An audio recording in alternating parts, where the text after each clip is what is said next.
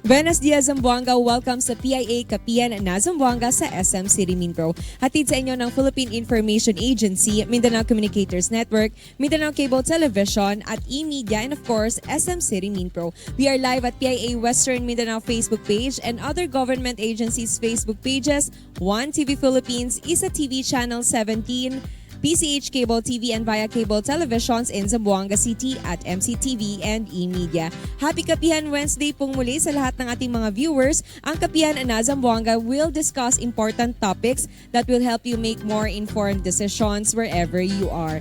At alam naman po natin para sa ating episode ngayon na ang buwan ng Pebrero ay buwan ng mga puso. Kaya pag-uusapan natin kung paano ba pangangalagaan ng ating mga puso.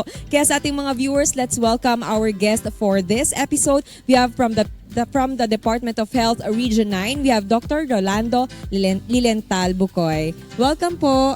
Buenos dias a todos. Ayun, welcome Doc sa ating programa. Gaya po ng nasabi ko, we will talk about our heart, no, ang kalusugan ng ating mga Healthy puso. heart. Yes, our healthy heart. So, first, of course, we would like to know, for you to provide us an overview of why Heart Month is observed and what is its significance in promoting cardiovascular health. So why February was chosen? It's because every February 14 we celebrate Valentine's Day. So it's Heart Day. So that's why we chose February to be Heart Month. More specifically, February 14, launching of activities and all those stuff. So the whole month of February is Heart Month. Why heart? Because cardiovascular disease is still the leading cause of death or mortalities in the Philippines. It's still number one before, during, and after the pandemic. So it's still our problem. Okay. So now we know na it's still a concern, especially yung healthy heart nga. We need to maintain our healthy heart because it is a number one cause of death. Even entire Philippines po ba ito, Doc? Yes. Okay. So how about here in Zampen? Do we have data that it is also the number one cause of... In Zampen, for example, for the data, for the number of death from cardiovascular disease, the last data we received was 2020, around 5,000 plus. No? That's for 2020 alone. So that many people passed away because of cardiovascular disease. Not counting of those who are suffering from cardiovascular disease. These numbers in the thousands. Okay. So now we know that syempre in line yung ating celebration of Heart Month for our Valentine's Day because it's important para ma-retain din sa ating mga of course ating mga residente na pag Valentine's Day hindi lang pala dapat Valentine's Day yung inaalala natin every February but also our healthy heart every Heart Month. So what are the key objectives po ng Department of Health during this Heart Month and how does the department plan to raise awareness about heart health issues? So it's every year we coordinate with the LGUs because they are the frontliners. So first we encourage them to observe healthy heart options. For example, choosing fruits, vegetables instead of processed meat, instead of mga red meat and all those unhealthy food. And healthy heart choices, for example, or healthy heart lifestyle, avoid cigarette smoking, low fat, low salt diet, exercise every day, 30 minutes will do. If you can't go to the gym, cleaning the house, walking around the house or neighborhood is already an exercise. Aside from smoking, if you have hypertension and diabetes, learn to control them, take your maintenance. These are just some of the activities that we remind people to observe during, not only during Heart Month, but the whole year round.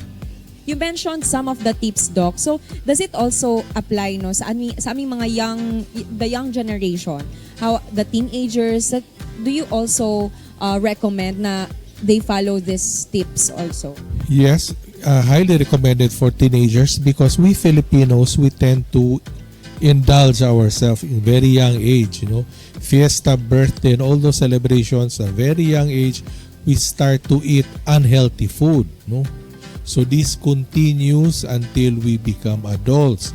When we become adults, that's the time we start to suffer hypertension and diabetes. I mean, if you dig the history of these individuals, it goes back when they were still children. Indulging, it's like that cigarette smoking, smoke now, suffer later. Actually, we have this mentality nga, Doc, no? Especially sa mga Filipinos na okay lang yan, bata pa naman ako, so I can just eat whatever I want. And like, anyway, I have medicines, I'll just take it later on. That's the mentality. So hopefully no sa sa ating mga viewers, sa mga nanonood, Doc Bukoy mentioned earlier yung ating mga regular tips or habits that we can do even at home na para maiwasan lang no yung ating mga heart disease, yung mga different heart diseases. Speaking of heart diseases, Doc, can you share with us some trends related to cardiovascular diseases in Zampen and how Heart Month activities aim to address these concerns? For example, during, let's say, birthdays, no? It's always what we would really like to call the attention is the food that we eat. As much as possible, avoid eating food that are rich in sugar, high in salt, high in fat. No? As much as possible, avoid food that are these food are usually delicious. That's why people love to indulge. For example, crabs, the orange thing, you mix it with rice, very delicious but high in cholesterol, so not good for the health of individual. The skin of animals, so crispy, from chicken to other animals, not very healthy. So these are things that we and Filipinos love to eat. Although some Filipinos now are very conscious of their health, they avoid this, they tend to be vegan, but most of Filipinos, it's like indulge.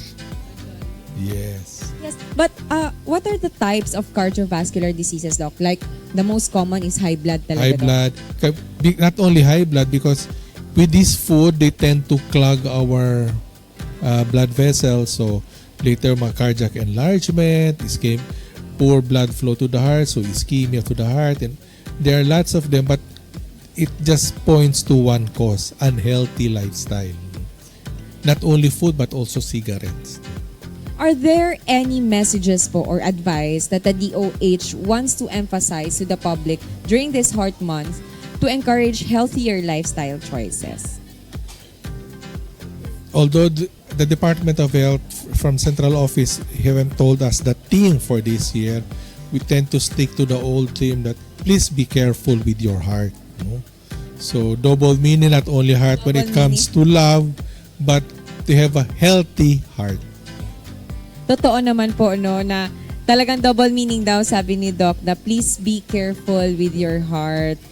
Ang puso po natin ay mahalaga because yun talaga yung nagfa-function, no? Tama po ba, Doc? Yes. Oo, it's very important. So let's have a healthy lifestyle. So yun yung theme for the Heart Month celebration po ng Department of Health. But in terms of research, Doc, are there new research technologies or treatment options related to cardiovascular health that the DOH find helpful, noteworthy po in we can share po? We tend to concentrate on the prevention of cardiovascular diseases. Once they have this problem already on cardiovascular diseases, we encourage them to visit their respective physicians or hospital. So if they have hypertension, the Department of Health can help them in terms of we augment hypertensive medicines, halosartan and amlodipine to the LGU. But this is not enough because we just augment what they should buy. So it's more on the preventive aspect. Once you have this, it's already the concern of more on the concern of people from the hospital or in clinics. Okay. So actually even sa other diseases, Doc, talagang prevention naman talaga is better, no? Na while it's early, so we can start preventing or iwasan nga yung mga masasamang food that causes this diseases. So how can individuals naman po actively participate in the Heart Month celebration activities natin, especially our government offices, and what resources does the DOH provide to support people in taking charge of their heart health? Aside from the extensive advocacy in coordination with the LGU, we, for example, the office, we encourage other offices, government agencies to have the 3 or 4 o'clock habit, wherein we encourage them to exercise. Like in the office, we have this Zumba every 3 or 4, just to move around. If they don't like to join the Zumba, we encourage them to walk around the office, just to keep themselves healthy and not to sit down the whole day from 8 to 5. Move around. Always move around. But the problem there is the food sold in the canteen, they tend to be not healthy. So we still have a problem on that. Kasi Doc, mahirap talagang iwasan yung mga pagkain na nakasanayan natin that syempre we tried na masarap yung pagkain, masarap especially pag may mga birthday, so hindi talaga siya may iwasan. But I like you mentioned po no, especially sa mga offices natin, kung meron tayong mga nakikinig from the different offices, private, government offices, to practice this 3 or 4 o'clock habit na to go around, have physical activities, kahit 30 minutes nga po na activity lang no, para pawisan or continue lang yung ating mga exercise sa ating mga offices. So we can do it, no? Hopefully sa mga opisina din natin, we can also do that and try that para naman po hindi tayo nakaupo lang the whole 8 to 5 ng shift natin. Yes, and our director, Dr. Joshua Brillantes, keeps on reminding us almost every week, every month to go around, move, no? Don't just sit down all the time. Move if you cannot move out, because he keeps telling us that once you go home, you tend to be tired, so lie down, watch TV, etc. So while in the office, you still can walk around, walk around. That's true po. So we have this wonderful tip no na natutunan natin. So even sa mga offices natin, there's no excuse. So we can do it anywhere para lang po to move around and to practice this healthy lifestyle natin. And another problem here, especially among Filipinos, is that we wait for something to happen before we tend to observe healthy lifestyle, move around. Like for example, our friend or somebody we know just passed away because of massive cardiac problem. Then all of a sudden, everybody wants to move around, everybody wants to avoid this food for a few days only. Then they go back. Actually, tama po kayo, Doc, no, that we have really that kind of mentality. So siguro that's really siguro yun yung dapat natin tutukan, the awareness, that continuous yung awareness natin regarding the heart health concerns, so that people will always be reminded to take care of their And heart. another problem also we have here is for people with hypertension on medication, they tend to stop their medication. The reason is they're feeling well. They don't suffer from any body pain, so why should they continue taking their medicines? Then later on, after a few months or year, you check their blood pressure, it's really very high. And when you ask them, why did you stop your medicines? Because I'm not feeling anything. So that's the danger there. If you're not feeling anything, you're like a walking time bomb. So, Doc, I just want to ask, no, high blood pressure not only applies to the adults, no, yung mga old age, but also to the young ones. I think there are cases also na Yes, even young ones. In their 20s, they have high Yes, blood. especially those with family history of hypertension, very unhealthy lifestyle, kidney problems, so they tend to have these problems too. So, that's why itong ang Heart Month not only implies nga, this is applicable for all of us, for everyone, even the young ones, the teenagers. So as early as now, they can prevent or avoid eating. Hindi naman avoid, no. Siguro dahan-dahan lang. Eat moderately. Yes, moderate lang. So, Doc, looking beyond the Heart Month, what are the ongoing efforts po of Department of Health for the cardiovascular health, and how can the public stay informed and involved throughout the year? Other agencies, they'll be conducting fun run, some athletic competitions, just to remind people to observe healthy lifestyle.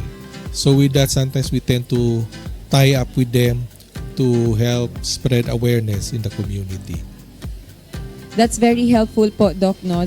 How about aside from the Heart Month celebration, what are the future po na that we need to observe also, no, from the Department of Health advocacies? A new problem you're facing right now is vape. Yes. So smoking is bad for the heart.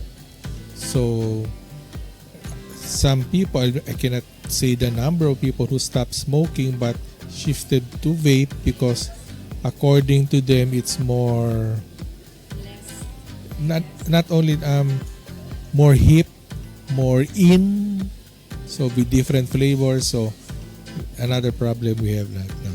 But it's still the same po, Doc, no, the effects of it sa body. Yes, because with vape you also inhale it. Yes, that's true. Okay. So thank you very much, Doc, for sharing it with us, no. So kaya nga po, even the young ones, meron mga bata pa, marami ng mga sakit na nararamdaman. So hopefully, we can encourage everyone, yung mga kabataan, to continuously observe healthy diet.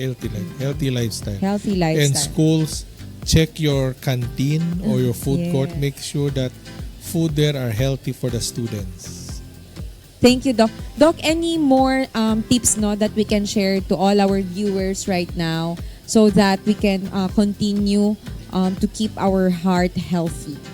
Observe healthy heart every day for the whole year, not only during the month of February. And this will prolong your life.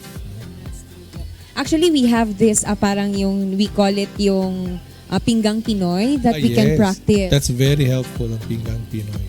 We can follow that so that ma-limit nga natin yung ating mga kinakain. It's very simple but people tend to have a hard time following it. They complain a lot. We cannot do that, but that's really ideal for one to have a healthy lifestyle.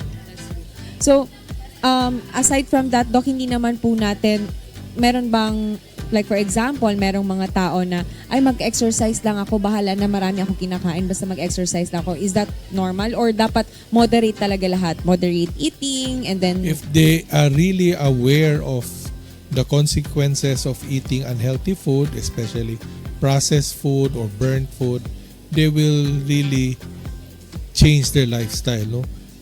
Because it's really not advisable. I will just eat this and I will take my medicines later on. So you are cheating not only yourself but the people that you love, no? Because later if something happens to you, everybody is affected. Talaga po. Tama po yun, Doc. So kaya nga i-emphasize natin kanina yung sinabi ni Doc na prevention talaga, no? We need to start from preventing yung mga kainin yung mga bagay na nakakapag-cause nga ng mga heart diseases. So, ganon, preventing, kung kaya nga nating iwasan yung mga taong nakakasakit sa ating mga puso, why not iwasan din natin yung mga pagkain na magkukos ng heart disease, no, sa atin maybe in the future. So with that po, Doc, any closing message po sa lahat ng ating mga viewers for this Heart Month celebration? At sa mga viewers natin, I hope that you learn something today. Always observe healthy lifestyle. Every day, every year. Thank you very much po from Department of Health Region 9, Medical Officer po. We have Dr. Rolando Lilental Bukoy. Maraming salamat, Doc. Maraming salamat. Maraming salamat po. The information that you shared to us is very helpful po, lalong-lalo na po ngayon sa observation natin this February, which is our Heart Month. Abangan po natin yung mga post or announcement or even yung mga tips na binibigay po na ibinabahagi ng Department of Health sa kanilang official Facebook pages. So, please follow and like their page po para po updated tayo sa lahat po ng mga advocacies patungkol sa ating kalusugan. With that, we would like to thank our viewers. Maraming salamat po. And of course, we would like to thank the following sponsors. We have Blanca Calintica Estetica Zamboanga, Arias Coffee and Tea, Penguin Zamboanga, Karimadon and Camiseta, all available and open to serve you here at SM City Mindpro. Maraming salamat pong muli at magkita-kita tayo sa mga susunod pang episodes ng Kapihan na Zamboanga sa SM City Mindpro. Sa ngalan po ng PIA Regional Director, Ms. Noemi Edaga, ito si Myra Espinosa. Muchísimas gracias.